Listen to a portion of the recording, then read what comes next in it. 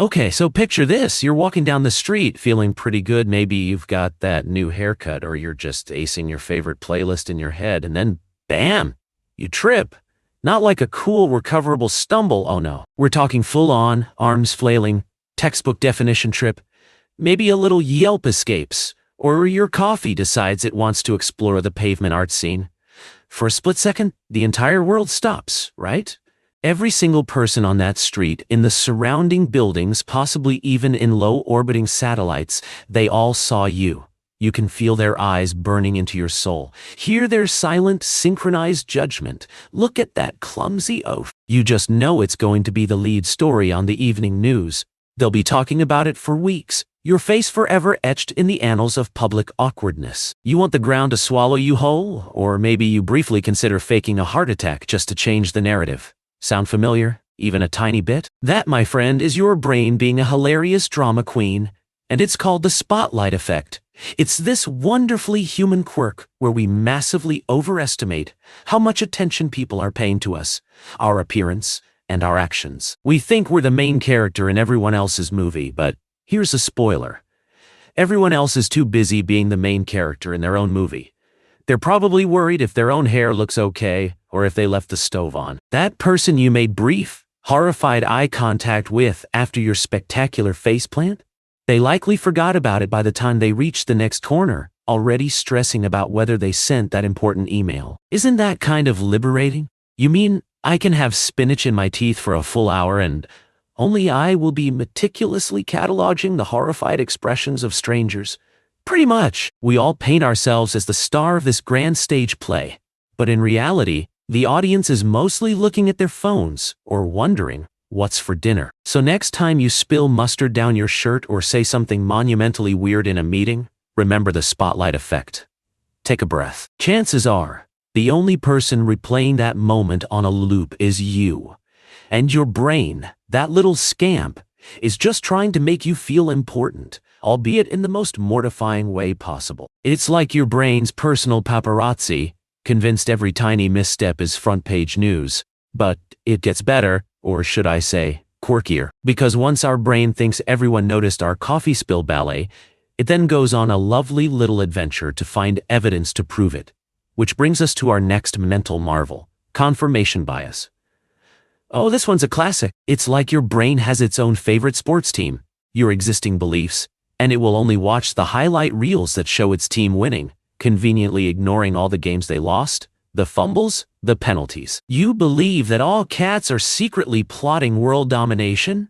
Suddenly, every YouTube video of a cat knocking something off a table isn't just a cat being a cat. It's evidence. They're practicing. They're sending signals. See that news article about a new tech startup?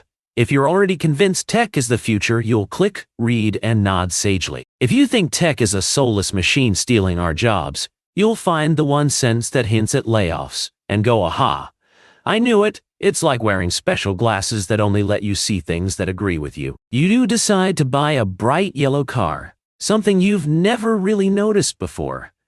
Suddenly, you see bright yellow cars everywhere. Are there more yellow cars? Nope. Your brain just got a new yellow car filter because you confirmed to yourself that yellow cars are now relevant and interesting. We do it when we're arguing with someone online, don't we? We don't Google evidence that might show I'm slightly wrong, heavens no. We Google proof that I am an absolute genius and the other person is a misguided walnut. Confirmation bias is your brain's way of keeping things cozy and avoiding the ouchy feeling of being wrong. It loves to build this comfortable little echo chamber where all its brilliant ideas are constantly validated. Everyone was looking at me when I tripped. Your brain whispers, because that guy 2 streets over also looked in my general direction.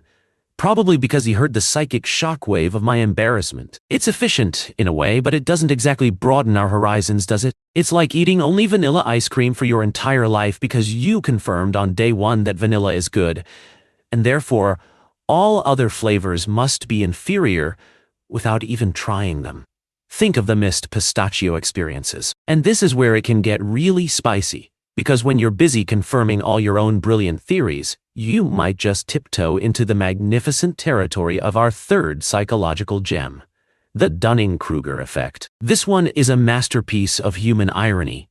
In simple terms, it's when people who are, let's say, less skilled or knowledgeable in a particular area, tend to massively overestimate their actual ability. Conversely, true experts often underestimate their competence.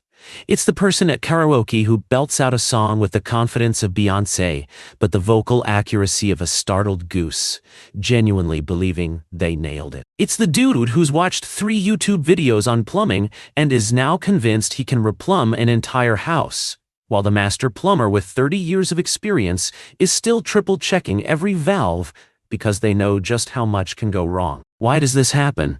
Well, if you don't know much about something, you also don't know what you don't know. You lack the metacognition, the ability to recognize your own incompetence. Your small puddle of knowledge looks like a vast ocean because you can't see the actual ocean of knowledge just beyond your toes. So, the amateur chef who successfully makes toast might declare themselves a culinary god, ready to critique Michelin star restaurants, while the seasoned chef is constantly learning, experimenting, and acutely aware of the infinite nuances of cooking. It's that beautiful paradox. The more you learn, the more you realize how little you actually know. But for someone deep in the Dunning-Kruger Valley of blissful ignorance, they're on Mount Stupid Population. Them proudly planting their flag of awesome. We've all been there, right? That one time you were so sure you aced that exam, only to get it back covered in red ink? Or when you tried that viral dance challenge, feeling like a TikTok sensation in your living room, but the playback revealed something more akin to a confused octopus trying to escape a net? That's a little taste of Dunning-Kruger. It's not about being dumb. It's about being inexperienced and blissfully unaware of it. So let's tie these delightful quirks together with a pretty tangled bow. Imagine our hero from the beginning, the one who performed the impromptu coffee ballet. Under the spotlight effect, they're convinced all eyes are on them. Then their confirmation bias kicks in, meticulously collecting evidence. A shared glance, a distant siren. Probably for them, the way a pigeon seemed to pause mid-strut. Yes, they conclude.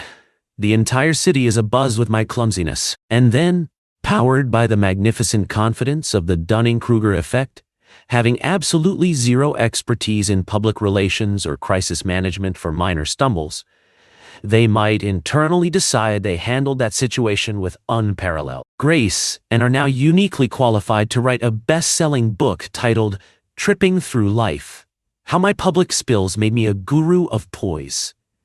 See, our brains are just wild, hilarious, and wonderfully complex Rube Goldberg machines of thought. They're constantly trying to make sense of the world, protect our egos, and keep things running, even if it means taking a few bizarre shortcuts. So what's the takeaway from this whirlwind tour of our inner weirdness? First, for the spotlight effect. Seriously, relax. People are way more concerned with their own lives, their own embarrassing moments, their own spinach and teeth situations. Next time you feel that hot flush of everyone saw that, just mentally wave and remind yourself they'll forget it in 5 minutes. Maybe give your embarrassing moment a 24-hour rule. If you're still cringing after a full day, okay, maybe it was a little bad, but it's still not global news. For confirmation bias, try to be a detective for the other side sometimes. Actively seek out opinions or information that challenge your own. It's not about admitting you're wrong. It's about wanting to be less wrong tomorrow than you are today. Be curious. What if that cat isn't plotting world domination, but just really enjoys the specific sound a glass makes when it hits the floor? The world is more interesting when you don't have all the answers. And for the Dunning-Kruger effect, embrace the joy of being a beginner. It's okay not to know things. In fact, admitting you don't know is the first step to actually learning something cool. Ask for feedback. Listen to it, even if it stings a tiny bit, and remember that true confidence comes from competence, not just from not knowing any better. The wisest people are often the ones who are most aware of how much they still have to learn. Ultimately, understanding these quirks isn't about judging ourselves or others. It's about having a little more self-awareness, a little more compassion for our wonderfully flawed human brains. It's about being able to step back, observe our thoughts, And sometimes, just sometimes, have a good laugh at the ridiculous stories our minds try to tell us. So go forth, embrace your inner weirdo, and maybe, just maybe, try a different flavor of ice cream. You never know. Pistachio might just be your new favorite. And if you trip while eating it, just remember, you're the star of your movie, and the rest of us are just happy extras, probably worrying about our own ice cream.